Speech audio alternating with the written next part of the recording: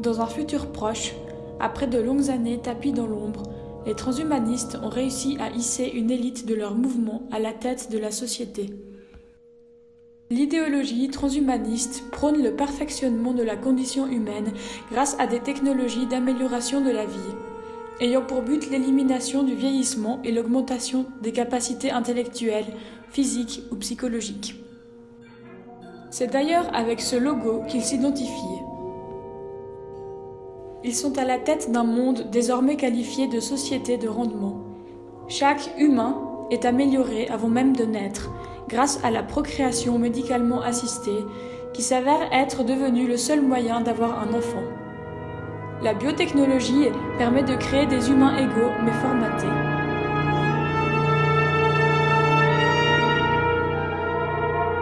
Comme l'avait prédit l'article 1 de la Déclaration transhumaniste écrite en 1998, l'humanité sera profondément affectée par la science et la technologie dans l'avenir. Nous envisageons la possibilité d'élargir le potentiel humain en surmontant le vieillissement, les lacunes cognitives, la souffrance involontaire et notre isolement sur la planète Terre. La société a atteint un point de perfection ultime. Tout est automatisé, le rendement est idéal. Tout suit une logique excellemment étudiée. Nous pensons que le potentiel de l'humanité n'est toujours pas réalisé dans l'essentiel. Il existe des scénarios crédibles qui permettraient d'améliorer la condition humaine de façon merveilleuse et extrêmement intéressante. C'est ce qu'assurait l'article 2 de la Déclaration. Maintenant, cela est chose faite.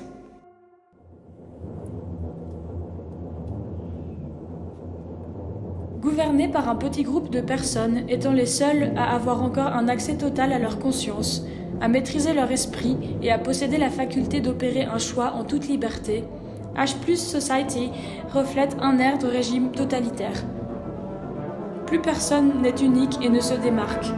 Chaque humain n'est au final plus qu'un clone de son voisin, en version 2.0 tout au mieux s'il a été conçu plus tard. Tout le monde est doué, intelligent, sublimement parfait aux yeux de la société. Nous faisons face à la perte totale du libre arbitre, à la disparition des capacités imaginatives, allant même jusqu'à la perte de désir, d'envie, de rêve. La réduction des risques d'extinction humaine, le développement de moyens pour la préservation de la vie et de la santé, l'allègement des souffrances graves et l'amélioration de la prévoyance et de la sagesse humaine doivent être considérés comme des priorités urgentes, généreusement financées. À force de vouloir pousser toute chose à la perfection absolue, on a déshumanisé l'humanité. En étant allé le plus loin possible dans l'amélioration de l'être humain, nous voilà arrivés à un point de rupture. En accédant à la perfection ultime et en tombant dans cette routine autosuffisante, la société ne progresse plus. Car comme depuis le début des temps, le moyen de progression et d'innovation le plus efficace reste le même. C'est grâce au doute et à l'erreur que nous avançons. Les espèces qui survivent ne sont pas les espèces les plus fortes, ni les plus intelligentes, mais celles qui s'adaptent le mieux au changement. Des sciences à la mécanique, en passant par l'architecture, c'est souvent grâce aux échecs que l'on fait progresser la société. Car durant l'histoire, bon nombre d'échecs ont permis la remise en question et l'accès à de nouvelles façons de faire révolutionnaires.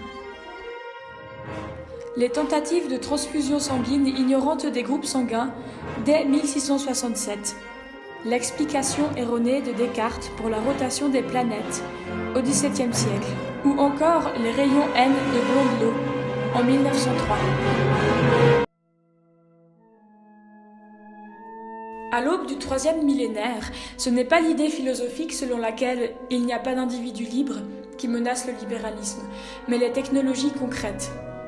Nous allons bientôt être inondés d'appareils, d'outils et de structures extrêmement utiles qui ne laissent aucune place au libre arbitre des individus. La démocratie, le marché et les droits de l'homme y survivront-ils ? Si ce test simple était soumis à des humains H+, sans doute que personne ne saurait le résoudre. Car pour y parvenir, il est nécessaire de savoir encore sortir du cadre. Et pour cela, il n'est pas encore trop tard.